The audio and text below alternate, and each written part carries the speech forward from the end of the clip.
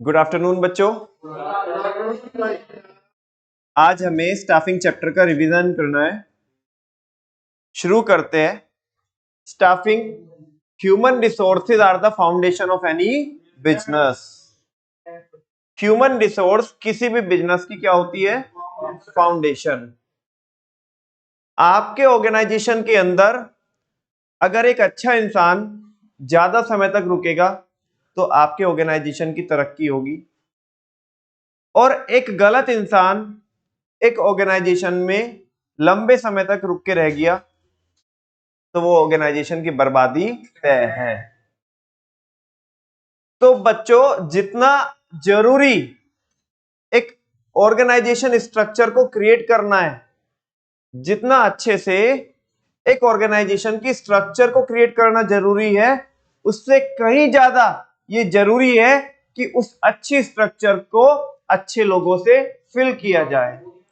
क्योंकि क्योंकि क्योंकि जो मैंने अभी बोला आपको कि अगर एक वाहियात इंसान लॉन्ग टाइम तक आपके ऑर्गेनाइजेशन में रुक के रह गया तो प्रॉब्लम क्रिएट हो जाएगी, और एक अच्छा इंसान नहीं रुका तो प्रॉब्लम हो जाएगी। तो स्टाफिंग जो फंक्शन होता है मैनेजमेंट का, वो यही मेक श्योर करता है कि बेहतर इंसान हमारे ऑर्गेनाइजेशन में आए, क्योंकि लोग जो होते हैं वो किसी भी ऑर्गेनाइजेशन की वैल्यूएबल एसेट्स होते हैं, और ऑर्गेनाइजेशन का जो कल्चर बनता है वो लोगों से बनता है। बिकॉज लिविंग बीइंग तो वही है ना। नॉन लिविंग जो रिसोर्सेज है उनसे कल्चर नहीं बनता, उनसे आप एफिशिएंसी इंक्रीज कर सकते हो, लेकिन जो कल्चर बनता है, जो एनवायरनमेंट बनता है, वो लिविंग लोगों से बनता है। तो आपको ये मेक श्योर करना है कि आपके ऑर्गेनाइजेशन में बेहतर इंसान आए और वो लॉन्ग टाइम तक रुक के रहे, तो ही आपके ऑर्गेनाइजेशन की ग्रोथ हो सकती है। तो नमन भैया, क्या हम ये समझे कि स्टाफिंग के अंदर अपने को केवल और केवल लोगों को लेके आना होता है? ना, बिल्कुल भी नहीं। केवल अच्छे लोगों को लेके आना is not the staffing. Staffing का स्कोप कहीं ज्यादा होता है, उससे कहीं ज्यादा होता है। केवल लोगों को लेके नहीं आना है। तो शुरू करते हैं मीनिंग ऑफ स्टाफिंग से।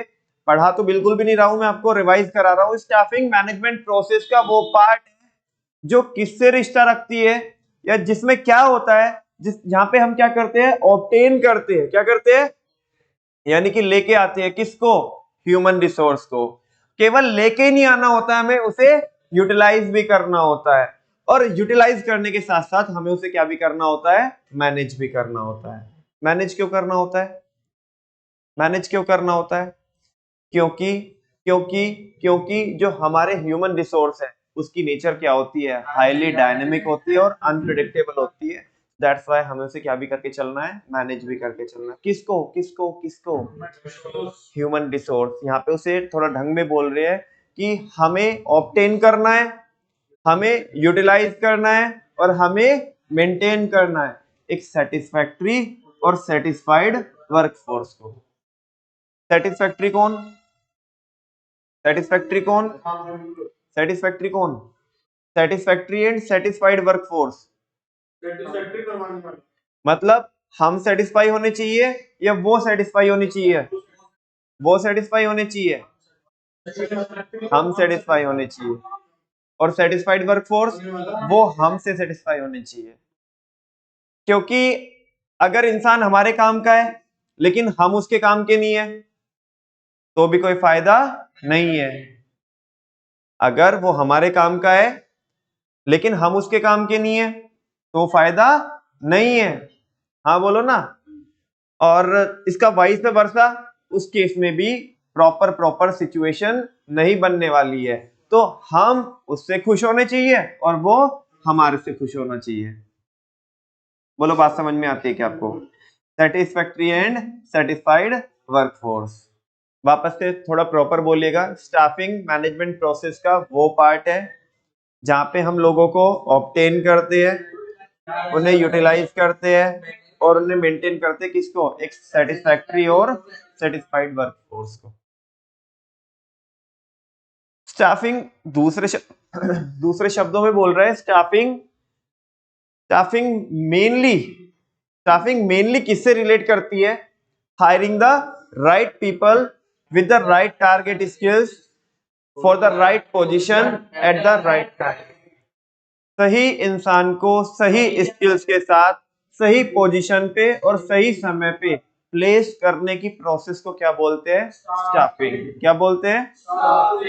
नेक्स्ट, जो स्कोप होता है स्टाफिंग का बच्चों, जो स्कोप होता है स्टाफिंग का, वो जस्ट रेस्ट्रिक्टेड नहीं है कि अपने को जॉब पोजीशन फिल करनी है, अपने को स्ट्रक्चर फिल करनी है। इसमें और भी बहुत सारी एक्टिविटीज होती है कि जैसे मैन पावर प्लानिंग करनी है, हमें रिक्रूटमेंट करना है, selection, training and development, placement and orientation, promotion and career planning, और भी बहुत सारी चीजें होती है, ठीक है ना।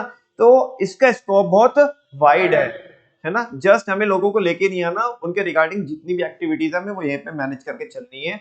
और फाइनली बोलते हैं कि स्टाफिंग एक ऐसा फंक्शन है मैनेजमेंट का जो ऑर्गेनाइजेशन के अंदर जान डालता है। क्या डालता है?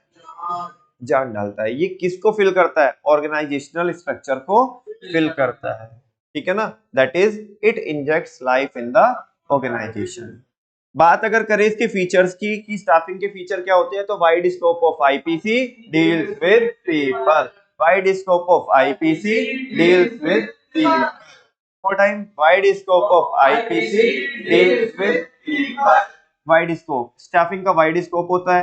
क्यों वाइड स्कोप क्यों होता है? बिकॉज इसमें जस्ट हमें ऑब्टेन ही नहीं करना होता है, यूटिलाइज भी करना होता है और मैनेज भी करना होता है। वाइड स्कोप हो गया उसका, ठीक है ना। I stand for integral part of management. ये मैनेजमेंट का एक ऐसा फंक्शन है जिसको मैनेजमेंट से अलग नहीं किया जा सकता, because all the activities are performed by human resources. क्योंकि सारी की सारी एक्टिविटी कौन परफॉर्म करता है? ह्यूमन रिसोर्स परफॉर्म करता है, वेदर वो प्लानिंग हो, ऑर्गेनाइजिंग हो, डायरेक्टिंग हो या कंट्रोलिंग हो। तो स्टाफिंग एक इंटीग्रल पार्ट है मैनेजमेंट प्रोसेस का। Next, P stand for pervasive. ये छोटे से छोटे ऑर्गेनाइजेशन में और बड़े से बड़े ऑर्गेनाइजेशन में इसकी जरूरत होती है, ठीक है ना। ये परवेसिव है, ऐसा नहीं है कि ये केवल प्रॉफिट वाले ऑर्गेनाइजेशन में होता है, नॉन प्रॉफिट ऑर्गेनाइजेशन में भी स्टाफिंग की हमें जरूरत रहती है, तो परवेसिव है। नेक्स्ट है continuous. C stand for continuous. बोले तो ये आपको रेगुलरली परफॉर्म करना पड़ेगा ये फंक्शन। क्यों? देखो, पुराने ऑर्गेनाइजेशन में तो इसलिए जरूरत है क्योंकि लोग आते रहेंगे जाते रहेंगे, आते रहेंगे जाते रहेंगे। और नए ऑर्गेनाइजेशन में तो अगर आपका बिजनेस एक लेवल के बियॉन्ड जा रहा है और तुम्हारे पे नहीं संभल रहा है, तो उस केस में तो आपको लोगों को हायर करने की पहली दफा जरूरत होगी ही होगी। Wide scope of IPC deals with people. ये जो फंक्शन है मैनेजमेंट का स्टाफिंग, ये किससे डील करता है? पीपल से डील करता है, ठीक है ना। किससे डील करता है? लोगों से डील करता है। तो wide scope of IPC deals with people. Next topic है बच्चों importance of staffing. Importance of FB की ग्रोथ के लिए हमें उसका सेटिस्फैक्टरी यूटिलाइजेशन करना पड़ेगा। F stand for filling job with competent personal. Filling job with competent person. Intentionally एक प्रोसेस लगाए और फिर लोगों को हायर करे, एक चीज तो ये है। और एक हम इंटेंशनली कुछ नहीं होता, बस जो मन में आ रहा है वो किए जा रहे हैं, लोगों को अक्कड़ बक्कड़ बम्बे बो करके चल भाई, तेरे पे अक्कड़ बक्कड़ बम्बे बोया, 80-90 पूरे स्वाया, चल भाई अंदर। मैं आपसे पूछना चाहता हूँ कि कौन से मेथड में, फर्स्ट वाले में, सेकंड वाले में सुटेबल बंदा आएगा? फर्स्ट में सुटेबल आएगा, बिकॉज वहां पे इंटेंशनली आपने एक प्रोसेस लगाई है स्टाफिंग की और सिलेक्शन की। जब लोगों को आपने क्या किया? पोजीशंस पर प्लेस किया है। तो अगर स्टाफिंग फंक्शन परफॉर्म करोगे तो आप आपके ऑर्गेनाइजेशन की जो पोजीशंस है, जो वैकेंट पोस्ट है, उनको एक सुटेबल बंदे से क्या कर पाओगे? फिल कर पाओगे। तो filling jobs with competent personal. Next है बच्चों better performance. B stand for better performance. जब अच्छा इंसान आएगा तो परफॉर्मेंस वाहियात होगी, परफॉर्मेंस भी अच्छी होगी, ठीक है ना। एफबी की growth, growth growth growth, survival and growth. कह रहे हैं कि स्टाफिंग बाकी फंक्शंस के लिए हेल्पफुल है, क्योंकि अल्टीमेटली सारी एक्टिविटीज परफॉर्म ही कौन करता है? Human resource. कौन करता है? Human resource. तो अगर आप आपके ऑर्गेनाइजेशन को सरवाइव कराना चाहते हो और ग्रो कराना चाहते हो तो आपको स्टाफिंग बेहतर करनी पड़ेगी, बिकॉज अगर आपने स्टाफिंग बेहतर की है तो अच्छे इंसान आएंगे, और अच्छे इंसान आएंगे तो अच्छी ही प्लानिंग, ऑर्गेनाइजिंग, डायरेक्टिंग, कंट्रोलिंग करेंगे। से यस और नो? तो आपका ऑर्गेनाइजेशन सरवाइव कर पाएगा और ग्रो कर पाएगा। नेक्स्ट स्टेप, एफबी की ग्रोथ के लिए हमें उसका सेटिस्फैक्ट्री, इंप्रूव जॉब सेटिस्फैक्शन। जब हम एक बेहतर इंसान को लेकर के आते हैं, उससे बेहतर ही हम काम कराएंगे और बेहतर ही हम उसे पे करेंगे, सारी चीजें बराबर होगी। हाँ बोलो ना? तो उसका भी जॉब सेटिस्फेक्शन क्या होएगा? इम्प्रूव होएगा। उसे भी लगेगा कि हाँ भाई, मैं जो मेहनत कर रहा हूँ, मैं जो काम कर रहा हूँ, तो मुझे उसका क्या मिलता है? बराबर से रिवॉर्ड मिलता है। से और नो? वो मोटिवेट रहेगा। तो इम्प्रूव जॉब सेटिस्फेक्शन, उसका जॉब सेटिस्फेक्शन इम्प्रूव रहेगा। एफबी की ग्रोथ के लिए हमें उसका satisfactory utilization, optimum utilization of human resources, उसका तो जॉब सेटिस्फेक्शन रहेगा ही। हम भी उसे खाली नहीं बैठने देंगे, बिकॉज हम केवल ऑब्टेन नहीं करते, हम यूटिलाइज भी करते हैं और मैनेज भी करते हैं। ठीक है ना? अभी तुमने, जब हम इस चैप्टर को पढ़ रहे थे, तो हमने ये भी देखा था कि किसी ऑर्गेनाइजेशन के किसी एक डिपार्टमेंट में ओवर स्टाफिंग रहती है, दूसरे में अंडर स्टाफिंग रहती है, तो उधर हम क्या कर देते हैं? शिफ्ट कर देते हैं। कर देते कि नहीं कर देते? तो बेटर यूटिलाइजेशन हो सकता है, ऑप्टिमम यूटिलाइजेशन हो सकता है। किसका? ह्यूमन रिसोर्सेज का। वापस से फीचर्स ऑफ स्टाफिंग बोलो। Wide scope of IPC deals with people, note FP की ग्रोथ के लिए wide scope of IPC deals with people. और फीचर्स क्या होते हैं स्टाफिंग के? Wide scope of IPC deals with people. Importance बता दो। एफबी की ग्रोथ के लिए हमें उसका सेटिस्फैक्ट्री यूटिलाइजेशन, जैसे तुम करते हो वैसे ही नहीं करना पड़ेगा, सेटिस्फैक्ट्री करना पड़ेगा। क्या करना पड़ेगा? सेटिस्फैक्ट्री करना पड़ेगा। नहीं, ये तो मुझे पक्का विश्वास है कर देंगे, इतना तो तुम्हारे ऊपर विश्वास है कि कर देंगे। एफबी की ग्रोथ के लिए हमें उसका सेटिस्फैक्ट्री यूटिलाइजेशन करना पड़ेगा। एफ फॉर, पूरी हेडिंग बोलो, filling jobs with competent personal. B for better performance. Growth for survival and growth. FB की ग्रोथ के लिए हमें उसका सेटिस्फैक्ट्री, इंप्रूव जॉब, एफबी की ग्रोथ के लिए हमें उसका satisfactory utilization, optimum utilization of human resources. Concept ज्यादा समझ में आ रहा है जैन साहब? Staffing is needed in both new and existing organization. Staffing दोनों ही ऑर्गेनाइजेशन में जरूरी होता है, चाहे ऑर्गेनाइजेशन नई हो चाहे पुरानी हो। नई में क्यों? अभी बोला था, नई में क्यों? क्योंकि फर्स्ट टाइम हमें लोग चाहिए ही है, वहां पे तो फर्स्ट टाइम है तो वहां पे लोग चाहिए ही चाहिए। और पुराने में क्यों? किसी की रिटायरमेंट हो रही है, किसी की सुपर एनुएशन हो रही है, किसी को हमने फायर कर दिया है ना, किसी का ट्रांसफर हो गया, तो उस केस में हमें जरूरत पड़ेगी ही पड़ेगी। तो स्टाफिंग दोनों ही ऑर्गेनाइजेशन की जरूरत होती है, नए की भी और पुराने की। बात करते हैं स्टाफिंग प्रोसेस की। अगर हमें लोगों को हायर करना है तो उसके स्टेप्स क्या रहने वाले हैं बच्चों? सीक्वेंस वाइज उसके स्टेप रहने वाले हैं, है ना? क्या? सबसे पहले है estimating the manpower requirements. First of all you have to estimate how much people are required to perform the given task और given job. For this you have to do two analysis.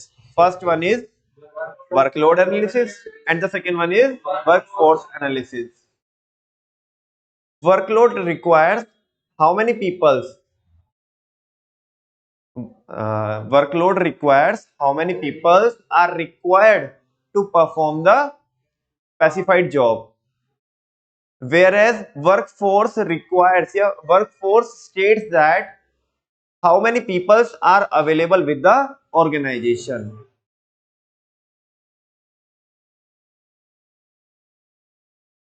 While estimating the manpower requirement, there may be two equations.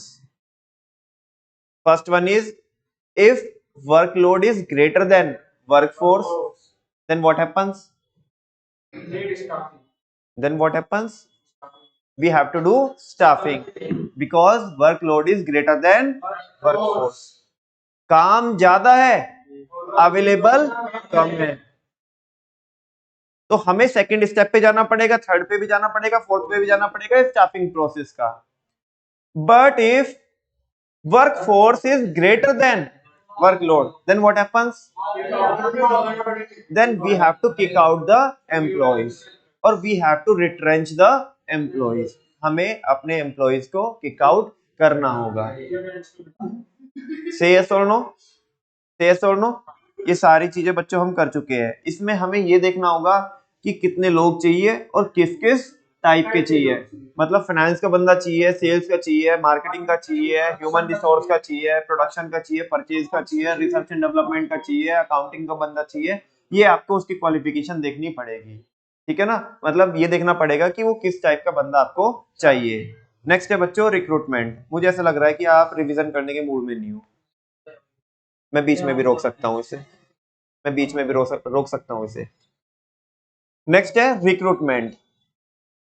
Recruitment क्या होता है? Recruitment एक ऐसी process होती है जहां पे हम क्या करते हैं, सर्च करते हैं किसको, प्रोस्पेक्टिव कैंडिडेट को, और सामने वाले को एनकरेज करते हैं कि आप हमारे ऑर्गेनाइजेशन में वैकेंट पोस्ट के लिए क्या कीजिएगा, अप्लाई कीजिएगा.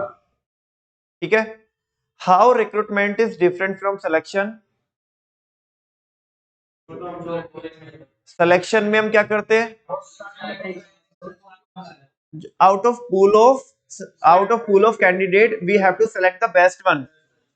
That's why selection is the negative process, because number of selected persons are less than the number of recruited persons.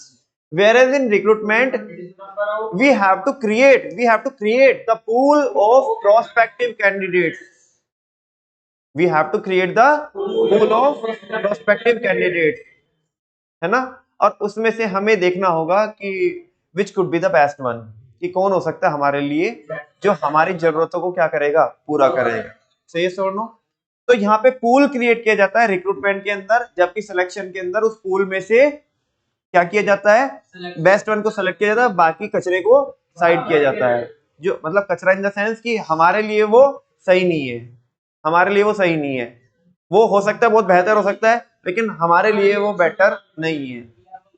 ठीक है ना बच्चों. रिक्रूटमेंट एक ऐसी प्रोसेस होती है, पॉजिटिव प्रोसेस होती है, बिकॉज उसमें हम केवल एम्प्लॉइज को बुलाते, मतलब प्रोस्पेक्टिव कैंडिडेट को बुलाते हैं. जबकि सिलेक्शन एक नेगेटिव प्रोसेस होती है, उसमें हम बिल्कुल, आपकी लैंग्वेज में बिल्कुल आप सही बोल रहे हो कि उसमें छटनी होती है ना. अपनी मतलब का जो बंदा है केवल वही रुकेगा. वहां पे फिल्टर लगते हैं. क्या लगते हैं? सिलेक्शन की भी अपने आप में एक प्रोसेस होती है, वो बाद में रिवाइज करेंगे. फिलहाल नेक्स्ट सिलेक्शन, मेरे ख्याल से ये भी हो गया step. First of all you have to estimate the manpower requirement, then you have to recruit and select the person. Selection की प्रोसेस होगी. ठीक है. अभी बंदा ऐसे मानो कि सिलेक्ट होके आ गया, हालांकि सिलेक्शन की प्रोसेस में रिवाइज नहीं कराई मैंने आपको. बंदा सेलेक्ट होके आ गया, जैसे सेलेक्ट होके आएगा हम उसे क्या करेंगे, प्लेस करेंगे और उसका ओरिएंटेशन कराएंगे. प्लेसमेंट, उसको उसकी जॉब पोजीशन सौंपना कि उसको क्या करना है, उसे उसकी जॉब पे प्लेस करना. जो उसकी जॉब प्रोफाइल है उसे वो टास्क बताना कि भाई तुम्हारा ऐसा ऐसा ऐसा ऐसा काम है, तो उसे बोलते हैं प्लेसमेंट. क्या बोलते हैं? प्लेसमेंट. प्लेसमेंट का मतलब होता है उसे स्पेसिफिक जॉब असाइन करना कैंडिडेट को, जिसको हमने क्या किया है, सेलेक्ट किया है, अपॉइंट किया है. प्लेसमेंट के बाद एम्प्लॉइज को क्या कराया जाता है, उनकी ओरिएंटेशन कराई जाती है, उनकी जान पहचान कराई जाती है, यानी कि उनको फैमिलियर कराया जाता है. ठीक है ना. जो एग्जिस्टिंग हमारा एनवायरनमेंट है उससे जो हम फैमिलियर कराते हैं नए वाले बंदे को, उसी प्रोसेस को बोलते हैं ओरिएंटेशन. सारे बच्चों को पता है ओरिएंटेशन एक टाइप की ट्रेनिंग होती है और ये कुछ घंटों से लेकर के 1 या 2 दिन तक की हो सकती है, जहाँ पे आप कोई कल्चरल एक टाइप से कोई ऑफिस गैदरिंग करा सकते हो, या कोई कल्चरल प्रोग्राम करा सकते हो, या कोई टूर या कोई पिकनिक अरेंज कर सकते हो. ठीक है ना. या कोई फिल्म शो वगैरह दिखा करके भी एम्प्लॉइज को आपस में क्या करा सकते हो, फैमिलियर करा सकते हो. तो नए एम्प्लॉय को अपने एग्जिस्टिंग एनवायरनमेंट से इंट्रोड्यूस करना, इसी प्रोसेस को बोलते हैं ओरिएंटेशन. जैसे बंदा प्लेस हो जाएगा, उसका ओरिएंटेशन जान पहचान करा देंगे. देन उसको, क्योंकि हमने बंदा तो बहुत अच्छा सेलेक्ट किया है, लेकिन वो हमारे तौर तरीके नहीं जानता, तो हमें हमारे तौर तरीके उसको सिखाने हैं। नॉलेज तो है उसे, लेकिन हमारे तौर तरीकों की नॉलेज नहीं है, तो वो सिखाएंगे उसे ट्रेनिंग एंड डेवलपमेंट। ट्रेनिंग एक ऐसी प्रोसेस होती है जहाँ पे सामने वाले बंदे की नॉलेज को क्या किया जाता है, इम्प्रूव किया जाता है, उसकी कॉम्पिटेंस को इम्प्रूव किया जाता है, जो उसको और ज्यादा क्या बनाएगी, एफिशिएंट बनाएगी। क्या बनाएगी, एफिशिएंट बनाएगी और कैपेबल बनाएगी। यस और नो।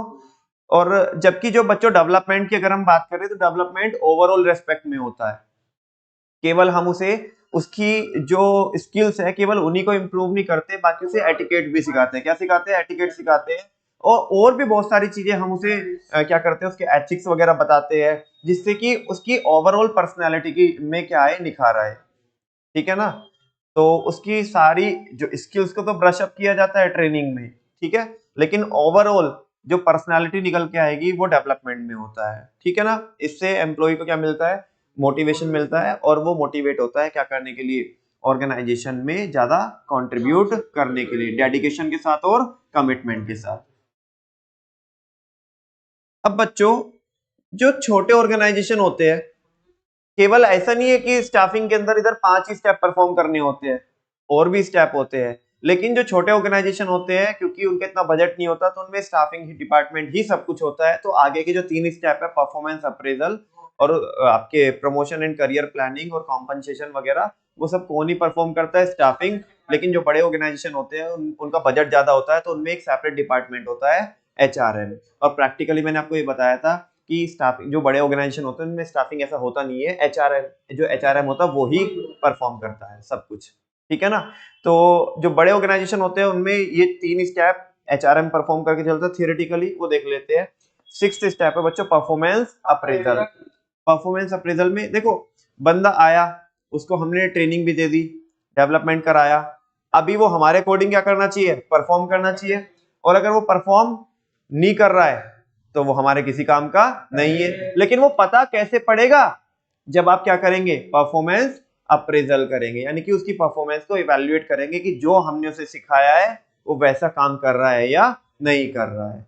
इसी के बेसिस पे बच्चों नेक्स्ट स्टेप परफॉर्म किया जाएगा, प्रमोशन एंड करियर प्लानिंग। उसकी परफॉर्मेंस को हम क्या करेंगे, इवैल्यूएट करेंगे, देन ही तो उसके भाई उसको प्रमोशन देना है नहीं देना है, सैलरी हाइक देना है कि नहीं देना, ट्रांसफर करना है, इसी पोजीशन पे रखना है, कितना टाइम रुकना है। ठीक है ना। वो सारे डिसीजन तभी ले जाएंगे जब हम उसकी परफॉर्मेंस को क्या करेंगे, इवैल्यूएट करेंगे, उसकी परफॉर्मेंस को चेक करेंगे। और चेक करने के लिए हमारे कुछ स्टैंडर्ड होंगे जिनके अगेंस्ट हम उसकी परफॉर्मेंस को क्या करेंगे, चेक करेंगे। कुछ फॉर्मल और इनफॉर्मल तरीके हो सकते हैं। हाँ जी, ये एनालाइजिंग परफॉर्मेंस अप्रेजल है, measurement of actual performance. Performance appraisal, हम परफॉर्मेंस इवैल्यूएट कर रहे हैं उसकी, तो मेजर तो करेंगे ना, वो ज्यादा है। ठीक है ना। ये करने के बाद जब हम कंपेयर करेंगे, इसमें जो नीचे वाला जब लिखा है ना, जब हम उसे कंपेयर करेंगे तब आएंगे डेविएशन, वो एनालाइज जब बाद में करेंगे। फिलहाल के तौर पे जो परफॉर्मेंस अप्रेजल एक टाइप से ये है कि मेजरमेंट ऑफ एक्चुअल परफॉर्मेंस। ठीक है ना। आगे बच्चों, प्रमोशन एंड करियर प्लानिंग। देखो, अगर किसी भी इंसान को आपको रोक के चलना है, अच्छी वर्कफोर्स को अगर आपको रोक के चलना है अपने ऑर्गेनाइजेशन में, तो आपको कॉम्पनसेशन उन्हें पे करना पड़ेगा। ठीक है ना।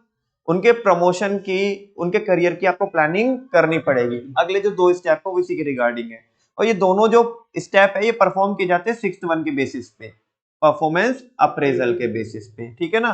तो एम्प्लॉय के करियर में उसको कैसे हमें एडवांस करना है ना, ताकि वो हमारे यहाँ पे रुक के रहे, वो सब इसी स्टेप में देखते हैं। ये हमारे लिए जरूरी हो जाता है कि हम उसके करियर रिलेटेड इश्यूज को क्या करें, एड्रेस करें, कैसे हम उसे प्रमोशन देने वाले हैं, कैसे हम उसकी ग्रोथ को इंश्योर करने वाले हैं, वो सारी चीजें। तो मैनेजर ने वो सारी चीजें डिजाइन करनी पड़ेगी जो एम्प्लॉय के जो लॉन्ग टर्म इंटरेस्ट है, जो एम्प्लॉय का लॉन्ग टर्म इंटरेस्ट है उसको क्या करे, जो सर्व करे। लॉन्ग टर्म इंटरेस्ट हर एक इंसान का क्या है, हर एक इंसान अपनी जिंदगी में तरक्की चाहता है। क्या चाहता है, तरक्की चाहता है। तो हमें क्या करना चाहिए, हमें इस तरीके की पॉलिसीज डिजाइन करनी चाहिए ताकि उसके लॉन्ग टर्म इंटरेस्ट को हम क्या कर सके, पूरा फुलफिल कर सके। तो एम्प्लॉयज को हमें एनकरेज करना चाहिए ताकि वो क्या करे, अपना फुल पोटेंशियल रियलाइज कर सके। ठीक है ना। आगे प्रमोशन एक क्या होता है, इंटीग्रल पार्ट होता है किसका, लोगों के करियर का। और प्रमोशन का मतलब होता है advancement of an employee in the management hierarchy. आज वो जिस पोजीशन पे काम कर रहा है उसमें क्या होना चाहिए, एडवांसमेंट होना चाहिए। क्या होना चाहिए, तो प्रमोशन होगा।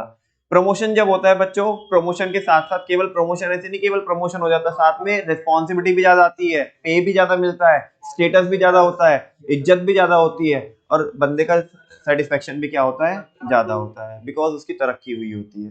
ठीक है ना। और लास्ट, केवल आपको क्या ही नहीं करना है, उसके जो प्रमोशन और करियर रिलेटेड इश्यूज है उनको एड्रेस नहीं करना है। कोई भी इंसान को रोक के रखने के लिए एक टाइम तक कॉम्पनसेशन बहुत काम करता है ना। अच्छे लोग जब भी टिक पाएंगे आपके ऑर्गेनाइजेशन में अगर आपकी कॉम्पनसेशन पॉलिसी बहुत साउंड होगी। कॉम्पनसेशन आप समझते हो, सारे बच्चे इकोनॉमिक्स में भी हम पढ़ रहे हैं, ठीक है ना, कई बार चर्चा हो चुकी है। कॉम्पनसेशन यानी कि ओवरऑल पे, चाहे वो डायरेक्टली दे रहे हो चाहे वो इनडायरेक्टली दे रहे हो। अब तो बेटा डायरेक्टिंग भी पढ़ के आए, डायरेक्टिंग में फाइनेंशियल और नॉन फाइनेंशियल इंसेंटिव सब पढ़ के आए हैं, पर्क्स पढ़ के आए हैं, अलाउंसेस पढ़ के आए हैं, तो उस सबका कॉम्बिनेशन हमें उसको बेहतर देना पड़ेगा, तब तो वो रुक के रहेगा। तुम उसे पैसा नहीं दोगे तो कोई भी इंसान, तुम देख लो ना भाई, अगर पैसा नहीं दोगे तो कोई इंसान काम करने के लिए तैयार नहीं होगा। अल्टीमेटली एक लेवल तक इंसान को पैसा चाहिए होता है ना। वो बाद की बातें होती है कि उसको पैसा जाके मैटर नहीं करता है ना, लेकिन उतना पैसा उसने कमाया होना चाहिए।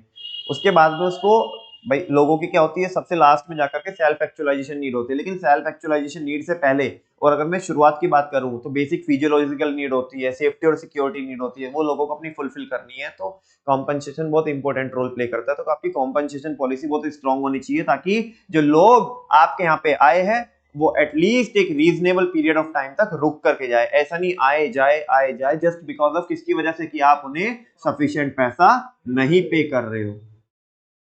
समझ में आई? जल्दी से मेरे को 8 स्टेप बैक टू बैक चिपक के गिनवा दो सामने से। हाँ जी। स्टाफिंग प्रोसेस में estimating the manpower requirement, workload और वर्कफोर्स एनालिसिस इसमें होता है, recruitment, selection, placement and orientation, training and development, performance appraisal, promotion and career planning, और कॉम्पनसेशन। नेक्स्ट टॉपिक है बच्चों हमारा staffing and HRM. Staffing is the बच्चा of human resource management. आज का जमाना है, आज का जमाना स्टाफिंग का जमाना नहीं है, आज का जमाना ह्यूमन रिसोर्स मैनेजमेंट का जमाना है। किसका जमाना है? ह्यूमन रिसोर्स मैनेजमेंट का जमाना है। ह्यूमन रिसोर्स मैनेजमेंट के अंदर वो सारी एक्टिविटीज तो अपन लोग परफॉर्म करते ही है जो स्टाफिंग के अंदर करते हैं, ठीक है ना, लेकिन ह्यूमन रिसोर्स मैनेजमेंट के अंदर और भी बहुत सारी एक्टिविटीज होती है। तो एचआरएम का स्कोप ज्यादा होता है स्टाफिंग से। नमन भैया एचआरएम बताओ, एचआरएम क्या होती है? एचआरएम क्या होता है?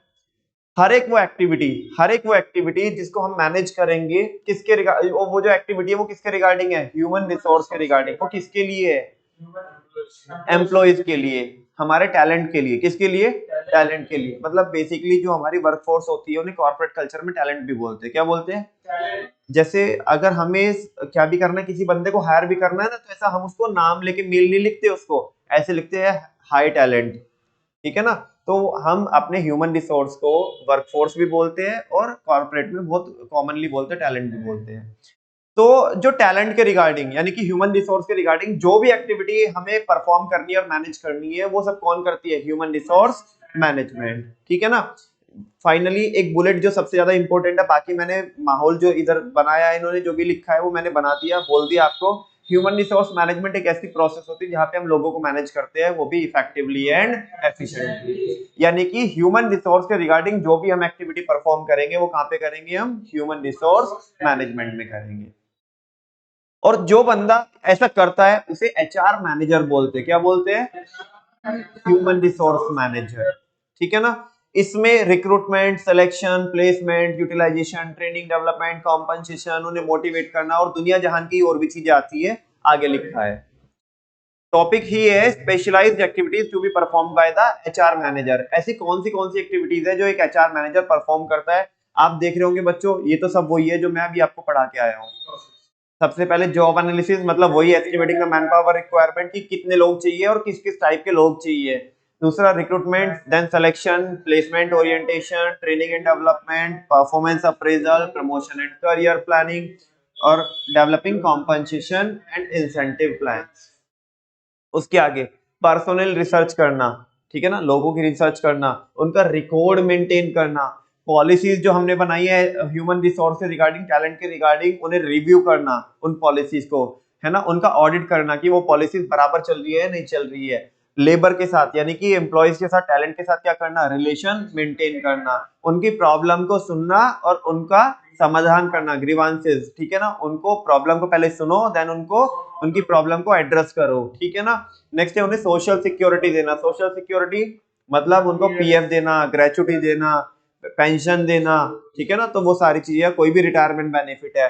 अगर कंपनी पे किसी एम्प्लॉय ने कोई हमारे ऊपर क्या किया है, केस फाइल किया है कंपनी के ऊपर, तो उसे बचा के रखना, है ना, डिफेंड करना कंपनी को, किससे, लॉ सूट से। और एक्सपर्ट सर्विसेज, किसी भी प्रकार की किसी भी एम्प्लॉय के रिगार्डिंग कोई भी अगर एक्सपर्ट सर्विसेज है तो वो प्रोवाइड कराना, ये एक एचआर मैनेजर का काम होता है। Next, clarify how staffing is termed as a part of. बहुत सिंपल, बहुत आसान। स्टाफिंग के अंदर कुछ कम एक्टिविटीज होती है, एचआरएम के अंदर ज्यादा होती है, तो we can say that HRM is the बच्चा of, staffing is the, HR is wider term, HRM is the wider term and staffing is the बच्चा of HRM।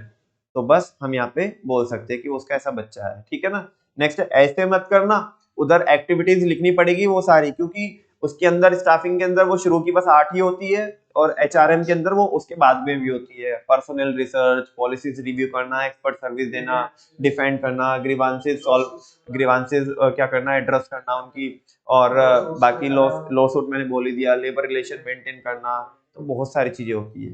नेक्स्ट है स्टाफिंग, बताना है आपको लाइन फंक्शन और स्टाफ फंक्शन कैसे कैसे है। ये स्टाफिंग की तो 3 ही हो गई। क्या चीज, स्टाफिंग, देखो बेसिकली क्या होता है, वो पूरी स्टाफिंग प्रोसेस है। हम टॉपिक क्या पढ़ रहे हैं, स्टाफिंग प्रोसेस। तो ऐसा नहीं कि स्टाफिंग के अंदर 5 स्टेप होते हैं, पूरे 8 स्टेप है। वो बात अलग है कि बड़े ऑर्गेनाइजेशन में वो होशियार लोगों को दिया है बाद के 3 काम। लेकिन मुझे बताओ अगर कोई छोटा ऑर्गेनाइजेशन है, तो छोटे ऑर्गेनाइजेशन में तो स्टाफिंग जो डिपार्टमेंट है वो ही सब कुछ परफॉर्म करता है ना, तो दैट्स व्हाई, ठीक है ना। एचआरएम के अंदर उन 8 से अलग और भी होते हैं, एचआरएम के अंदर उन 8 से अलग भी होते हैं, स्टाफिंग में वो 8 होते हैं, ठीक है ना। आपको बताना है स्टाफिंग लाइन और स्टाफ फंक्शन कैसे कैसे है। लाइन फंक्शन और स्टाफ फंक्शन, जब हम स्टाफिंग फंक्शन को परफॉर्म करते हैं, किस क्या होने के नाते, मैनेजमेंट का बच्चा होने के नाते, क्योंकि वो मैनेजमेंट का फंक्शन है। और मैनेजमेंट का फंक्शन है, किसी एक ने परफॉर्म करना पड़ेगा, सबने परफॉर्म करना पड़ेगा, सबने, बिकॉज मैनेजमेंट क्या है, परवेसिव है, मैनेजमेंट ऑल परवेसिव है। तो प्रोडक्शन वाले को भी स्टाफिंग परफॉर्म करनी पड़ेगी, परचेज वाले को भी, सेल्स, मार्केटिंग और आपका फाइनेंस, अकाउंटिंग सबको करना पड़ेगा, रिसर्च एंड डेवलपमेंट सबको परफॉर्म करना पड़ेगा। बिकॉज अल्टीमेटली ये तो बताना ही है ना उन्होंने कि हमारे डिपार्टमेंट में कितने लोगों की जरूरत है, किस टाइप के लोगों की जरूरत है। वो तो एचआर देखने नहीं आएगा ना, वो तो रिक्वायरमेंट तो वही बताएंगे। तो स्टाफिंग कैसा फंक्शन हो जाता है, लाइन फंक्शन हो जाता है, जब पर्सनल मैनेजर किसके जैसा एक्ट करता है, लाइन मैनेजर के जैसा एक्ट करता है। वो सारी चीजें इसमें लिखी है। अच्छा मुझे बताओ, जो बंदे को हायर किया है, जो बंदे को हायर किया है उसके लिए क्या, कौन रिस्पॉन्सिबल होगा, कौन, जो कंसर्न मैनेजर है, कौन है, कंसर्न, क्योंकि अल्टीमेटली उसी की अप्रूवल से तो होगा ना, उसी की अप्रूवल से। तो ये बोला है कि in this role all the managers complete the work of recruiting, selecting, training etcetera for their concern department. वो अपने अपने डिपार्टमेंट के लिए करते हैं, और ये लाइन मैनेजर ही होता है जो डायरेक्टली रेस्पॉन्सिबल होता है अपने काम के लिए। लाइन मैनेजर कौन, वो पर्टिकुलर जो कंसर्न डिपार्टमेंट का जो मैनेजर है। लेकिन क्योंकि जो स्टाफिंग होता है वो काम ही किसका होता है, काम ही किसका होता है, स्टाफिंग मैनेजर का या एचआर मैनेजर का। तो उस केस में ये क्या बन जाता है बच्चों, स्टाफ फंक्शन बन जाता है। क्या बन जाता है, और जो पर्सनल मैनेजर होता है ना वो किसके जैसा एक्ट करता है, स्टाफ मैनेजर के जैसा, है ना। इसका काम क्या होता है, इसका काम क्या होता है, ये बंदों को रिकमेंड करता है, कंसर्न डिपार्टमेंट के जो मैनेजर है उनको, जो सुटेबल बंदे हैं उनको रिकमेंड करता है। फाइनली बंदे को हायर करना है या नहीं करना है, इसका डिसीजन कौन लेगा, कंसर्न मैनेजर। कौन ही लेगा, वहां पे तो उसने ही परफॉर्म किया था तो वही रिस्पॉन्सिबल है। यहाँ पे रिकमेंड तो दूसरे ने किया है, किसने, जो स्टाफ मैनेजर है, लेकिन फाइनलाइज किसने किया है, कंसर्न मैनेजर ने। तो बंदा अच्छा आया या बुरा आया, वो बराबर नहीं आया, तो इसके लिए रिस्पॉन्सिबल कंसर्न मैनेजर ही होगा। कुल मिलाकर के स्टाफ मैनेजर रिस्पॉन्सिबल नहीं होगा, दोनों ही केस में, ना ऊपर में ना नीचे में। ऊपर में तो क्योंकि इसलिए नहीं होगा क्योंकि कंसर्न मैनेजर ने ही परफॉर्म किए सारी चीजें, समझा ना। और इधर इसने तो रिकमेंडेशन दी थी, अल्टीमेटली काम तो भाई तुम्हारे साथ ही करना है, इसे रखे तुम्हारी टीम में, यस और नो, तो तुम ही तो फाइनलाइज करोगे। तो वो चीज एचआरएम कैसे इवॉल्व हुई, इवोल्यूशन ऑफ एचआरएम। ऐसा नहीं कि सीधा आज के दौर में जो एचआरएम चलते हैं सीधा ऐसे टपक गई, ना ना ना ना ना, 3 स्टेज में एचआरएम क्या हुई है, इवॉल्व हुई है। सबसे पहले लेबर वेलफेयर स्टेज, कौन सी स्टेज, शुरुआत में बिजनेस छोटे छोटे छोटे छोटे होते थे, इतने बड़े बड़े बिजनेस नहीं होते थे, तो हमें जस्ट एक बंदे की जरूरत महसूस होती थी, जिस जो कौन था, जो जहाँ पे क्या होती थी, मतलब ट्रेड यूनियन होती थी, और वो ट्रेड यूनियन का एक ऑफिसर होता था जिसे हम बोलते लेबर वेलफेयर ऑफिसर, क्या बोलते थे, लेबर वेलफेयर ऑफिसर। और उसका काम जस्ट इतना था कि वो मीडिएशन का काम करता था, किसका काम करता था, मीडिएशन का काम करता था, बिचौले का काम करता था एम्प्लॉइज और एम्प्लॉयर के बीच में। उसका रोल जो लिमिटेड था, वो केवल जस्ट क्या करता था, वेलफेयर फैसिलिटीज प्रोवाइड कराता था, किसको, एम्प्लॉइज को। जैसे कि मैंने आपको बताया था, लाडला मूवी का एग्जांपल दिया था, लाडला मूवी में अनिल कपूर ट्रेड यूनियन का वो क्या रहता है, हेड रहता है। लेबर वेलफेयर स्टेज इसको बोला जाता है। फिर क्योंकि बिजनेस थोड़ा थोड़ा ग्रो करते गए, बिजनेस की ग्रोथ हुई, तो इकोनॉमी के अंदर कौन पिक्चर में आया, फैक्ट्री सिस्टम। कौन आया, फैक्ट्री सिस्टम। एक ही फैक्ट्री में हजारों लोगों को रोजगार मिलने लगा, एक ही फैक्ट्री में हजारों लोगों को रोजगार मिलने लगा। अब उसके बस का बात नहीं थी, किसके, लेबर वेलफेयर ऑफिसर के बस की बात नहीं थी। अब हमें एक इंसान की जरूरत महसूस हुई, जिस इंसान को हमने क्या बोला, पर्सोनल मैनेजर। क्या बोला, ये पर्सोनल मैनेजर रिक्रूट करता था, उन्हें सेलेक्ट करता था, और उन्हें पोजीशन पर प्लेस करता था, ये इसका काम था। मेजर काम, उन्हें क्या करना, रिक्रूट करना, सेलेक्ट करना, प्लेस करना। अब एम्प्लॉइज तो एम्प्लॉइज ठहरे, वो तो आगे भी नाटकबाजी करेंगे, है ना। उसने तो प्लेस कर दिया, वो कह रहे आगे का काम तुम जानो। अब बिजनेस की ग्रोथ होती गई, और ज्यादा ग्रोथ होती गई, बड़े स्केल पे बिजनेस हो रहे हैं। किस स्केल पे हो रहे हैं, बड़े स्केल पे बिजनेस हो रहे हैं, और साथ में टेक्नोलॉजी भी क्या कर रही है, ग्रो कर रही है। बिजनेस एक्सपेंड हुए along with the technology, technology भी अपग्रेड होती गई। तो अब क्या हुआ, अब ना लोगों को बड़े स्केल पे संभालने की जरूरत है। आ रहे हैं लोग, जा रहे हैं, उनकी ट्रेनिंग कंडक्ट करानी है, उनकी कॉम्पनसेशन पॉलिसी हमें रिव्यू करनी है, पॉलिसी फ्रेम करनी है, किसका कितना कॉम्पनसेशन बैठ रहा है वो देखना है, वेरिएबल कॉम्पनसेशन कितना है, फिक्स कॉम्पनसेशन कितना है, उनका रिकॉर्ड मेंटेन करना है, दुनिया जहान की चीजें हो गई। अब इसके बस की बात नहीं है, किसके बस की, पर्सनल मैनेजर के बस की भी बात नहीं है। अब तो हमें एचआर मैनेजर चाहिए, कौन चाहिए, और ये एचआर मैनेजर लेके आए हम किसको रिप्लेस करके, पर्सनल मैनेजर, ठीक है ना। और इसका काम क्या था, एम्प्लॉइज की रिगार्डिंग हर एक एक्टिविटीज को संभालना इसका काम था, ताकि ताकि और सेपरेट डिपार्टमेंट बनाया, और ये इसको एम्प्लॉइज को संभालना इसका काम था। वो एम्प्लॉइज को ऐसे संभालता है कि ताकि एक एम्प्लॉइज जो आया ना, आया तो आया, अब जा ना पाए हमारे यहाँ से, ठीक है ना, वो थ्रू आउट द लाइफ हमें सर्व करके जाए, हमारा है और हमारा ही हो जाए, हमारा ही बना रहे, किसी और का तू हो जाए ये हमें मंजूर नहीं है। ये मेक श्योर करना है किसको, एचआर मैनेजर को। किसको, आगे बच्चों देखो, मेजर तौर पे ये चैप्टर हम रिवाइज कर चुके हैं, अब डिटेल में और ज्यादा करना है हमें। कंपोनेंट्स ऑफ स्टाफिंग, स्टाफिंग के बच्चों कितने कंपोनेंट होते हैं, 3 कंपोनेंट होते हैं, recruitment, selection, training, RST, recruitment, selection, training, ठीक है ना। 3 कंपोनेंट होते हैं किसके, स्टाफिंग के। रिक्रूटमेंट क्या होता है बिल्कुल भी नहीं बता रहा हूँ, आगे के टॉपिक्स पढ़ा रहा हूँ, क्योंकि अभी मैं आपको पढ़ा भी नहीं रहा हूँ, रिवाइज करा रहा हूँ, ऑलरेडी रिवाइज भी कराया हूँ मैं अभी आपको रिक्रूटमेंट ऊपर, कि कौन से वाली प्रोसेस में, स्टाफिंग की प्रोसेस में। रिक्रूटमेंट क्या है, सोर्सेज ऑफ रिक्रूटमेंट टॉपिक है बच्चों। एम्प्लॉइज को हम फाइंड आउट कर सकते हैं, उन्हें सर्च कर सकते हैं, उसके लिए हमारे पास 2 तरीके हैं, एक इंटरनल सोर्सेज, सॉरी, हाँ जी, एक इंटरनल सोर्सेज और दूसरा एक्सटर्नल सोर्सेज। इंटरनल सोर्सेज जहां पे हम अपने ऑर्गेनाइजेशन के अंदर से ही लोगों को क्या करते हैं, सर्च करते हैं, वो होते हैं इंटरनल सोर्सेज। और यहाँ पे ज्यादा ना तो आपकी कॉस्ट लगती, ना ही ये कोई लेंथी प्रोसेस, बहुत सिंपल प्रोसीजर है, बिकॉज आपके ऑर्गेनाइजेशन के अंदर वो ऑलरेडी काम कर रहा है, आप उसे बहुत बेहतर तरीके से जानते हो। इसके 2 बच्चे होते हैं, PT, प्रमोशन और ट्रांसफर, या तो आप अपने ऑर्गेनाइजेशन के अंदर से जब लोगों को फाइंड आउट कर रहे हो, या तो उनका क्या करोगे, प्रमोशन करोगे, या उनका ट्रांसफर करोगे। प्रमोशन होती है वर्टिकल शिफ्टिंग, और जबकि ट्रांसफर होता है हॉरिजॉन्टल शिफ्टिंग। प्रमोशन में सैलरी बढ़ती ही बढ़ती है, लेकिन ट्रांसफर में जरूरी नहीं है कि सैलरी बढ़े ही बढ़े। आगे देखो प्रमोशन। प्रमोशन क्या होता है, शिफ्टिंग होती है एम्प्लॉइज की लोअर लेवल से हायर लेवल पे, यानी कि उसका एडवांसमेंट होता है मैनेजमेंट हियरार्की में। उसके पास ज्यादा रिस्पॉन्सिबिलिटीज भी आती है, फैसिलिटीज भी आती है, स्टेटस ज्यादा मिलता है, पे ज्यादा मिलता है। पुराना भी ऊपर भी देखा था हमने, ठीक है ना।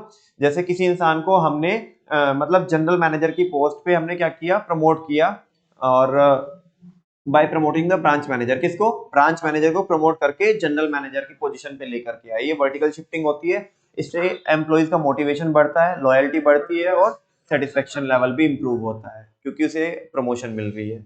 कौन इंसान नहीं चाहता कि उसका एडवांसमेंट हो मैनेजमेंट हायरार्की में, ठीक है, सब चाहते हैं। नेक्स्ट है ट्रांसफर। ट्रांसफर में क्या होता है, जब हम एक एम्प्लॉय को शिफ्ट कर देते हैं एक पोजीशन से दूसरी पोजीशन पे, एक जॉब से दूसरी जॉब पे, एक डिपार्टमेंट से दूसरे डिपार्टमेंट में, और एक शिफ्ट से दूसरी शिफ्ट में, है ना, without a substantive change in the responsibilities and status of the employees. उसके स्टेटस में और उसकी रिस्पॉन्सिबिलिटीज में कोई बहुत ज्यादा चेंज नहीं होता। थोड़ा बहुत चेंज हो जाए वो तो बात अलग है, लेकिन ऐसा नहीं कि बहुत ज्यादा चेंज हो जाएगा। समझ में आ रही है बात आपको। ये प्रैक्टिकली ये कैसी होती है, हॉरिजॉन्टल की वर्टिकल। हॉरिजॉन्टल शिफ्टिंग होती है, किसकी, हॉरिजॉन्टल मूवमेंट होता है एम्प्लॉइज का। ट्रांसफर एक अच्छा सोर्स है ऐसी वैकेंसीज को फिल करने का जहां पे क्या हो रखी है, अंडर स्टाफिंग हो रखी है, और कहां से फिल करने का, जहां पे ओवर स्टाफिंग हो रखी है। तो इससे बैलेंस बना रहेगा, क्या बना रहेगा, बैलेंस बना रहेगा, ठीक है ना। और बाकी ये क्या बोल रहे हैं कि इससे अगर आप आपके एम्प्लॉइज को निकालना नहीं चाहते हो, क्या नहीं करना चाहते हो, अपने से अलग नहीं करना चाहते हो, तो ट्रांसफर एक अच्छा सोर्स है। अगर यहाँ पे एक्स्ट्रा है तो कोई बात नहीं, इन्हें भगाओ मत, इन्हें किक आउट मत करो, दूसरे डिपार्टमेंट में डाल दो इन्हें, अगर वहां पे कुछ कमी पड़ रही है तो, ठीक है ना। अच्छा, ट्रांसफर से क्या होता है, आप अलग अलग, कई बार तुम ट्रांसफर ऐसे करते हो लोगों को, एक डिपार्टमेंट में से दूसरे डिपार्टमेंट में जब ट्रांसफर करते हो, तो उसको नॉलेज तो इसी स्किल की, मतलब इस वाले डिपार्टमेंट की है, उसके पास जो स्किल्स है, लेकिन तुम उसे दूसरे डिपार्टमेंट में डाल रहे हो, तो तुम उसे ट्रेनिंग दे के भेजोगे, क्या दे के भेजोगे। तो इससे ना ट्रांसफर से लोग अलग अलग पोजीशंस के लिए भी, अलग अलग डिपार्टमेंट्स के लिए भी क्या होते हैं, ट्रेन होते हैं, तैयार होते हैं, ठीक है। तो ये एक चीज होती है। इंटरनल के फायदे बच्चों, MS धोनी क्या है, M stand for motivation level, high motivation level. अगर आप प्रमोशन करोगे एम्प्लॉय का, यानी कि इंटरनल को यूज कर रहे हो अगर आप, तो उसका मोटिवेशन लेवल इंप्रूव होएगा, वो बताने की मेरे को जरूरत नहीं है। ये सिंपल प्रोसेस है, क्योंकि वो जान पहचान का, वो हमें जानता है, हम उसे जानते हैं, वो ऑलरेडी काम कर रहा है, कोई कुछ करने की जरूरत नहीं है। सीधा क्या करेंगे हम, तो उसे क्या थमाएंगे, लेटर थमाएंगे, प्रमोशन का या तो ट्रांसफर का। तो सिंपल प्रोसेस है। नेक्स्ट है बच्चों, डेवलप हायर मैनेजर्स या फ्यूचर मैनेजर। फ्यूचर के लिए इससे क्या तैयार होते हैं, मैनेजर तैयार होते हैं। क्यों होते हैं, आज वो बंदा यहाँ पे काम कर रहा है, कल को वो आने वाले टाइम का वो क्या है, हमारा मैनेजर होने वाला है, क्योंकि वो जो अपर पोजीशंस है उसके लिए हम उसे क्या कर रहे हैं, तैयार कर रहे हैं, ठीक है ना। तो MS, ये DH साथ में हो गया, develop higher manager. O stand for no over और अंडर स्टाफिंग। ना ही तो आपके ऑर्गेनाइजेशन में ओवर स्टाफिंग होगी, जहाँ पे एक्स्ट्रा है वहां से निकाल करके अंडर स्टाफ डिपार्टमेंट में डाल दो, तो नो ओवर स्टाफिंग और अंडर स्टाफिंग। नेक्स्ट है no need for induction training. Induction बोले तो ओरिएंटेशन, अरे वो इंट्रोड्यूस कराना, अरे पहले हो भाई, 20 साल पहले कराए थे इंट्रोड्यूस, अब कराने की जरूरत नहीं है। And last economical, I stand for economical. ये बहुत सस्ती प्रोसेस होती है, क्योंकि नया पैसा कोई भी आपको खर्च करना नहीं, बहुत सिंपल प्रोसेस है ना। तो क्योंकि अंदर से ही हम क्या कर रहे हैं, उसे लेके आ रहे हैं नई पोजीशन के लिए। नेक्स्ट बच्चों, इसके डिमेरिट्स भी होते हैं कुछ। डिमेरिट्स होते हैं L5, L5 lack of fresh talent. अंदर से ही करते रहोगे तो बाहर से कौन आएगा, कोई भी नहीं आएगा। समझा क्या आपको, lack of fresh talent, infusion of new blood नहीं होएगा। समझ में आ रही है आपको बात। तो लैक ऑफ फ्रेश टैलेंट, ये जो घिसे पिटे हैं ना, बस इन्हें ओढ़ते बिछाते रहोगे, है ना। तुम्हें क्या पता पड़ेगा कि नया मार्केट में कैसे कैसे बंदे आ रहे हैं। तो lack of fresh talent. Next है लैक ऑफ कंपटीशन। ये आपस में सेल्फ सेटिस्फाइड हो जाएंगे, ओ भाई अपने को तो प्रमोशन मिलना ही मिलना है, तू ज्यादा होशियार मत बन, ज्यादा काम मत कर, अरे ये इनके बस का नहीं है एक्सटर्नल को यूज करना, ये तो इंटरनल को यूज करते हैं। हमें यहाँ के दामाद, सरकारी दामाद, हमें यहाँ से कोई निकालने वाला नहीं है। साथ में सुनो सुनो, इनके अंदर से कंपटीशन की भावना ही चली जाएगी, लैक ऑफ कंपटीशन। और जब कंपटीशन की भावना चलेगी, आलसी हो जाएंगे, तो लो प्रोडक्टिविटी, प्रोडक्टिविटी भी इनकी क्या हो जाएगी। हमारे पास भी तो लिमिटेड चॉइस है, ये घिसे पिटे है ना, इन्हीं में से देखना होगा बस, लिमिटेड चॉइस। नेक्स्ट है डिक्रीज इन एंथुसियाज्म लेवल, इनके अंदर कोई खुशी नहीं बची बस अब, ये तो लुट गए पिट गए, ठीक है ना, ऐसे उतरा हुआ चेहरा रहता है, इनके अंदर कोई रील नहीं होती अंदर से कुछ नया करने की कि भाई हम कुछ नया करेंगे। इनके अंदर से ना, इनके अंदर से जो उमंग है वो उमंग खत्म हो गई, उमंग चली गई इनके अंदर से वो, ठीक है ना, समझ। अरे ऐसे उमंग लड़के का नाम मत देखो नालायक को, उमंग चला गया, ठीक है ना। नेक्स्ट है not suitable for new enterprise, not suitable for new enterprise, अरे नए एंटरप्राइज के लिए तो सुटेबल, अरे नए में तो लोग ही नहीं आए, पहली बार लेके आना है, कहां से लेके आएंगे, हाँ बोलो ना। तो नए के लिए क्या नहीं रहता, सुटेबल नहीं रहता। L5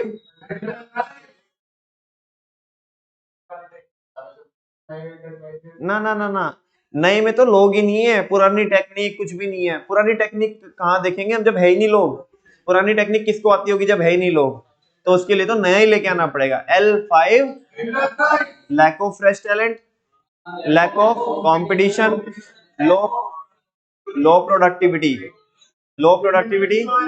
limited choice, decreasing enthusiasm level, not suitable for new enterprise. Next, external sources, internal के दो होते हैं तो एक्सटर्नल के नो होते हैं, ऐसे ही पढ़ाया था बोल के आपको, इंटरनल के दो होते हैं तो एक्सटर्नल के नो होते हैं। इसने नहीं लेन दिया भैया सांस भी, इधर देख लो, एक्सटर्नल एक्सटर्नल एक्सटर्नल, इसने तो नो नो के सेट बनाए भाई, इसने तो नो नो के सेट बनाए, 9981 ए 9981 इधर देख लो, हाँ जी सुन लो, ये सुनना, एक्सटर्नल सोर्सेज, एक्सटर्नल सोर्सेज जब आप एम्प्लॉइज को सर्च करते हो फ्रॉम आउटसाइड द ऑर्गेनाइजेशन, ए सुनो ना, फ्रॉम आउटसाइड द, छोड़ूंगा नहीं फिर, इधर देख लो 3:30 तक, हाँ जी, एक्सटर्नल प्लीज, एक्सटर्नल सोर्सेज जब आप क्या करते हो, आउटसाइड द ऑर्गेनाइजेशन से लोगों को लेके आते हो, तो वो होता है एक्सटर्नल सोर्सेज ऑफ रिक्रूटमेंट। उसमें पहला क्या होता है, डायरेक्ट रिक्रूटमेंट। हाँ जी, पहले एक बार सारे बोलेंगे के साथ, तुम क्या कर रहे हो इसमें, ये भी डीपर मार रही, हाँ जी चलो, आप नो के नो बोलिएगा एक बार, मैं इनको अलग तरीके से रिवाइज कराता हूँ, है ना। पहले नो की नो हेडिंग बोली, फिर मैं इनके अंदर का बोलूंगा, आपको उसका आंसर बताना है कि नो हेडिंग में से वो कौन है, ठीक है ना। चलो, direct recruitment, casual caller, advertisement, employment exchange, placement, हाँ जी, campus recruitment, recommendation of employees, labour contractor, web publishing, ठीक है। चलो सुनो, सुनो ना इधर, अनस्किल्ड लोगों के लिए कौन सा मेथड होता है, लेबर कॉन्ट्रैक्टर, और बोलो डायरेक्ट रिक्रूटमेंट, और कैजुअल कॉलर्स भी होता है, अनस्किल्ड के लिए, अनस्किल्ड के लिए एक तो लेबर कॉन्ट्रैक्टर हो गया, दूसरा डायरेक्ट रिक्रूटमेंट हो गया, दो ही ये रहते हैं। जो वो रहता है कैजुअल कॉलर्स होता है ना, उसमें थोड़ी बहुत स्किल्स की जरूरत होती है, साथ में अगर दोनों ही वर्ड बोल दूं मैं कि अनस्किल्ड के लिए और सेमी स्किल्ड, स्किल्ड नहीं सेमी स्किल्ड के लिए, तो आ जाएगा। अच्छा सुनो, डायरेक्ट रिक्रूटमेंट में क्या होता है, डायरेक्ट रिक्रूटमेंट में अपन लोग क्या करते हैं, एक नोटिस क्या कर देते हैं, प्लेस कर देते हैं फैक्ट्री के बाहर, और उस पे जॉब की स्पेसिफिकेशन वगैरह लिखी रहती है और डेट लिखी रहती है। होता क्या है, जो जॉब सीकर्स होते हैं वो क्या करते हैं, हमारे प्रीमाइस के बाहर क्या होते हैं, असेंबल हो जाते हैं, इकट्ठा हो जाते हैं, और सिलेक्शन करते हैं हम ऑन द स्पॉट उनमें से, ठीक है ना। ये अनस्किल्ड और सेमी स्किल्ड के लिए होता है। और जो ये मेथड है बच्चों, मतलब इस मेथड में जो वर्कर्स को हम जो सिलेक्ट करते हैं डायरेक्ट रिक्रूटमेंट में, उनको क्या बोला जाता है, बदली वर्कर, क्या बोला जाता है, एक सस्ता तरीका होता है, बिकॉज जस्ट आपको एक नोटिस पेस्ट करना है अपने ऑर्गेनाइजेशन के बाहर, और ये सुटेबल होता है कब, जब आपके पास काम का बहुत ज्यादा रश हो, या आपके जो परमानेंट वर्कर्स है वो कुछ क्या हो, एब्सेंट हो, ठीक है ना। नेक्स्ट है बच्चों कैजुअल कॉलर। जनरली ऑर्गेनाइजेशन को कुछ एप्लीकेशंस मिलती रहती है, क्या होती रहती है, हमने उन्हें अप्रोच नहीं किया, उन्होंने हमारे को अप्रोच किया, खुद ही आए थे वो, लेकिन हमारे यहाँ पे अभी हमारे को जरूरत नहीं है, बराबर है, तो हम बोलते हैं भाई अपना नाम पता एड्रेस वो सारा लिख करके दे के चला जा, अभी जब भी जरूरत होगी तो हम बुला लेंगे, ठीक है ना। हाँ जी, ये भी एक क्या होता है, इकोनॉमिकल मेथड होता है, इससे डेटाबेस हमारा क्या हो जाता है, क्रिएट हो जाता है। नेक्स्ट है बच्चों एडवर्टाइजमेंट। एडवर्टाइजमेंट क्या होता है, ये जब हम क्या करते हैं, जो जॉब स्पेसिफिकेशंस होती है वो हम किसी न्यूज़पेपर में या प्रिंट मीडिया हो ही गया, इलेक्ट्रॉनिक मीडिया में, सोशल मीडिया में हम देते हैं, है ना, और वो सारी चीजें, और उसके फिर क्या होता है कि हमारे को ना वो एप्लीकेशंस आती है, क्या आती है, एप्लीकेशंस आती है। तो ये क्या है, एक एडवर्टाइजमेंट, इसमें क्या रहता है कि एडवर्टाइजमेंट होता है, इसमें कई बार ऐसा रहता है बच्चों, फ्लड ऑफ रिस्पॉन्स आ जाता है, क्या आ जाता है, और इसका एक नुकसान ये है कि इसमें कई बार अनसुटेबल बंदा क्या हो जाता है, सेलेक्ट हो जाता है। और ये जो मेथड होता है वो किसके लिए खासकर डिजाइन किया गया है, ये मेथड जो स्किल्ड बंदे हैं, जो हाँ जी, जो एजुकेटेड लोग हैं, जो प्रोफेशनल लोग हैं, उनके लिए एडवर्टीजमेंट होता है। ये सस्ता पड़ता है कि महंगा पड़ता है, देखो पैसा तो ओवरऑल तो ज्यादा लगता है, लेकिन अगर आप ये देखो कि पर यूनिट देखो तो सस्ता रहता है, ठीक है ना। अच्छा, नेक्स्ट है बच्चों एम्प्लॉयमेंट एक्सचेंज। ये गवर्नमेंट रन करती है, फ्री ऑफ कॉस्ट रन करती है सोशल वेलफेयर के लिए। क्यों, ये क्या रहते हैं, जो एम्प्लॉयमेंट एक्सचेंज होते हैं, ये कंपनीज के टच में भी रहते हैं, और साथ में किसके टच में भी रहते हैं, एम्प्लॉयर के टच में भी रहते हैं। जो अनएम्प्लॉयड बंदा है वो अपने आप को इधर जा करके, भाई बात मत करो, जो अनएम्प्लॉयड बंदा है वो इधर जाकर के अपने आप को क्या करा लेता है, रजिस्टर करा लेता है। अच्छा, जब भी कोई कंपनी क्या करती है, डिमांड करती है कि हमें इतने ऐसे ऐसे बंदों की जरूरत है, तो ये अपने क्या करते हैं, फिल्टर मार के वो डेटा निकालते हैं, वो किसको सौंप देते हैं, वो कंपनी वालों को सौंप देते हैं, कंपनी वाले इन्हें क्या कर लेते हैं, बुला लेते हैं। तो ये मीडिएटर का काम करते हैं एम्प्लॉयमेंट एक्सचेंज। गवर्नमेंट इन्हें फ्री ऑफ कॉस्ट इसलिए चलाती है ताकि लोगों को रोजगार मिल जाए, ठीक है ना। नेक्स्ट है placement agencies and management consultant. जो स्किल्ड लोग है, प्रोफेशनल लोग है, टेक्निकल लोग है, मैनेजरियल लोग है, उनके लिए ये तरीका यूज किया जाता है, जहाँ पे कुछ एजेंसीज ऐसी होती है जिनका काम ही क्या होता है, लोगों को हायर करना। हमें, हमारा धंधा है, हमें इस चक्कर में नहीं पड़ना है, इस माया जाल में नहीं पड़ना है कि लोगों को हायर करने का, तो हमने आउटसोर्सिंग कर दिया आपको। आपका काम ही क्या है, आप ही, आपका नाम ही क्या है, प्लेसमेंट एजेंसीज। आपका काम ही क्या है, लोगों को हायर करना, उन्हें रिक्रूट करना, सेलेक्ट करना, ट्रेन करना, उनके सारी चीजें मैनेज करना, ठीक है ना। ये क्या नहीं करते हैं, ये फ्री में सर्विसेज, ये पैसा चार्ज करते हैं, मोटा पैसा चार्ज करते हैं, बात समझ में आ रही है। और ये क्या करते हैं, मैंने ये बताई थी आपको, टेक्निकल, प्रोफेशनल और मैनेजरियल लोगों के लिए ये होते हैं। और ये नेशन वाइड, पूरे देश भर में क्या करते हैं, जो एम्प्लॉयज होते हैं उनकी डिमांड और सप्लाई को क्या करने का काम करते हैं, मैच करने का काम करते हैं। नेक्स्ट है बच्चों कैंपस रिक्रूटमेंट। उठा ले जाऊंगा तुझे तेरे कॉलेज से। हाँ जी, तुझे तेरे कॉलेज से देखती रह जाएगी सखिया तुम्हारी। इधर देख, अब नहीं नहीं नहीं, इधर देख लो। कैंपस रिक्रूटमेंट या कैंपस प्लेसमेंट, यहाँ पे क्या होता है कि जो यूनिवर्सिटीज होती है, कॉलेजेस होते हैं, वो इनवाइट करते हैं बड़ी बड़ी कंपनीज को, और वो क्या कराते हैं, उधर ही क्या करते हैं, अपनी जो रिक्रूटमेंट और सिलेक्शन की प्रोसेस है वो चालू करते हैं, और उधर से लोगों को लेके जाते हैं, ठीक है ना। तो यहाँ पे क्या होता है कि जो लास्ट सेम होता है उसी में ही जो कॉलेजेस के जो बच्चे होते हैं, यूनिवर्सिटीज के जो बच्चे होते हैं, उन्हें कंपनीज क्या कर लेती है, हायर कर लेती है। तो ये कैंपस प्लेसमेंट आजकल सबसे ज्यादा चलने वाला तरीका है। नेक्स्ट है बच्चों रिकमेंडेशन ऑफ एम्प्लॉय। जो एग्जिस्टिंग एम्प्लॉयज होते हैं उनको पूछा जाता है कि तुम्हारे कोई जान पहचान में, तुम्हारे फ्रेंड सर्कल में, तुम्हारे रिलेशन में अगर कोई बंदा हो तो उसे क्या करो, रिकमेंड करो, ठीक है ना। क्योंकि ये ऐसा बंदा जो आता है वो एक अच्छा हो सकता है। क्यों हो सकता है, क्योंकि जो हमारी कंपनी में ऑलरेडी जो बंदा काम कर रहा है वो अच्छे लोगों को ही रिकमेंड करेगा, क्योंकि उसे पता है कि अगर वो बुरे लोगों को क्या कर देगा, रिकमेंड कर देगा, तो उल्टा इसी की इमेज खराब हो जाएगी। वो मतलब जो मैनेजर है उसे सुबह से लेके शाम तक और शाम से लेके सुबह तक वापस से ताना मारता रहेगा, अबे कैसा हायर करवा के दिया, कैसा बंदा हायर करवा के दिया। बिल्कुल, तो रिकमेंडेशन ऑफ एम्प्लॉइज। नेक्स्ट है बच्चों लेबर कॉन्ट्रैक्टर। लेबर कॉन्ट्रैक्टर एक ऐसा बंदा होता है जिसको हम एजेंट बोलते हैं, या लेबर कॉन्ट्रैक्टर तो बोलते ही है उसे, ठीक है ना। इसे यूज किया जाता है किसको हायर करने के लिए, अनस्किल्ड और सेमी स्किल्ड वर्कर को हायर करने के लिए, ठीक है ना।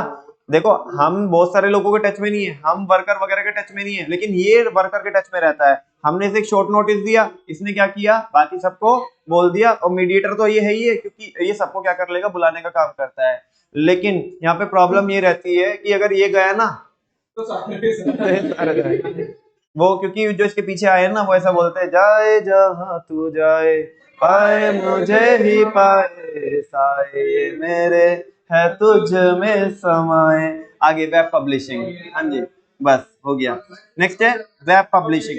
आजकल ये भी काफी एक अच्छा तरीका है लोगों को हायर करने का। वेब पब्लिशिंग में क्या रहता है, ये वेबसाइट्स रहती है जो स्पेसिफिकली डिजाइन की गई है एम्प्लॉइज को हायर करने के लिए। जहाँ पे क्या होता है, जो लोग होते हैं जिन्हें जॉब चाहिए होती है, वो क्या करते हैं, अपना जो प्रोफाइल है, अपना प्रोफाइल क्या करते हैं उधर बनाते हैं, उस पर अपडेट करते हैं अपनी जो भी क्वालिफिकेशन वगैरह, जो भी सर्टिफिकेशन वो किए होते हैं। और जो एम्प्लॉयर होते हैं वो उन्हें क्या करते हैं, अगर मैच हो जाता है, इसमें ऐसा होता है, प्रोफाइल क्या करते हो आप अपनी अपलोड करते हो और उधर मैच बनता है। अरे जैसे वो टिंडर पिंडर चलता था ना पहले, वो इधर अभी भी चलता है क्या? हाँ नहीं पता, ऐसे एग्जाम्पल तो पता है, एग्जाम देखो, एग्जाम्पल तो सब पता है, बिकॉज भाई अपन लोग है टीचर, और टीचिंग में क्या चाहिए कि सब कुछ आपको पता होना चाहिए एग्जाम्पल के तौर पे। बिल्कुल बिल्कुल ठीक है ना, तो पता तो सब कुछ है, बाकी उसे यूज तुमने किया होगा, यूज हमने नहीं किया। हाँ जी, तो वेब पब्लिशिंग ये स्पेसिफिक वेबसाइट होती है आज के दौर में, है ना। कुछ वेबसाइट्स तो है ही है जो इधर लिखी हुई है, naukri.com, shine.com, लेकिन सबसे ज्यादा बच्चों, सबसे ज्यादा जो आजकल चलती है वो लिंक्डइन चलती है। क्या चलती है? लिंक्डइन चलती है, क्या करने के लिए, जॉब्स लेने के लिए, ठीक है ना। नेक्स्ट है बच्चों मेरिट्स किसके, सुनो ना, मेरिट्स किसके, एक्सटर्नल के merits, PC in FC, Priyanka Chopra in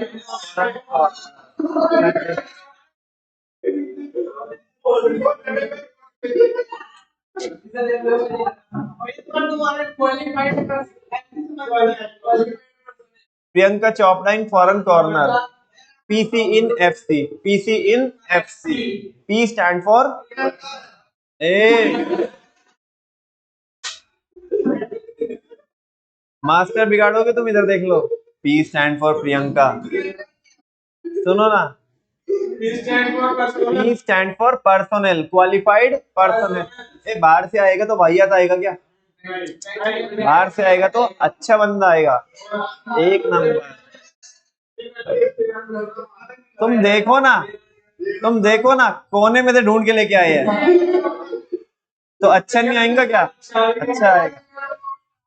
T stand for choice, wider choice, है ना भाई, सारी चीजें छोड़ के कोने में से लेके वाइडर चॉइस। अरे लाइन लगी थी, लाइन लगी थी रे, लाइन, है ना, वो सब में से एक तो बेस्ट एंड बेस्ट, जो best and best, best one है हर एक एस्पेक्ट में, ठीक है ना, तो वो लेके आए हैं।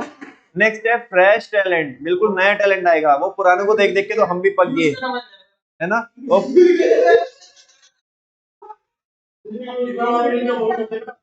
जब नया बंदा आएगा तो कॉम्पिटिटिव स्पिरिट भी रहेगी, पुराने वालों के अंदर कंपटीशन की जो भावना थी वो जो भाग गई थी ना, अब वापस से आ जाएगी, ठीक है ना, ये अलर्ट हो जाएंगे, ठीक है ना, बिल्कुल। तो पीसी इन एफसी।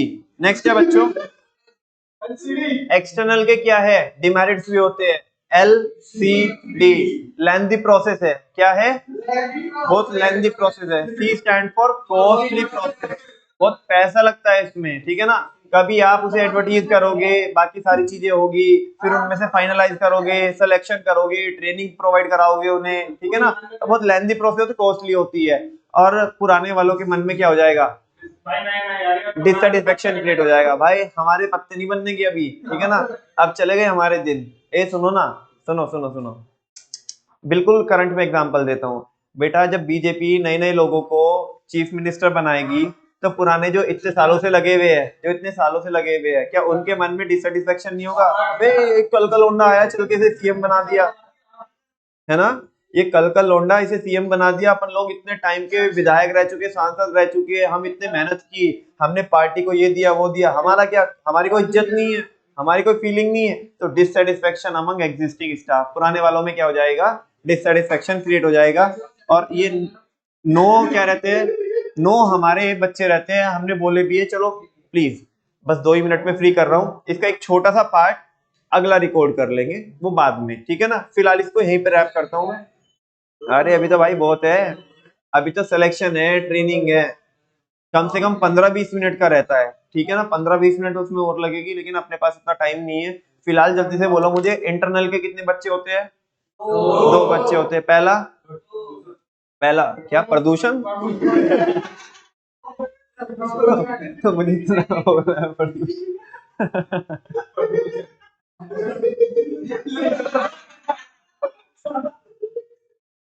प्रमोशन।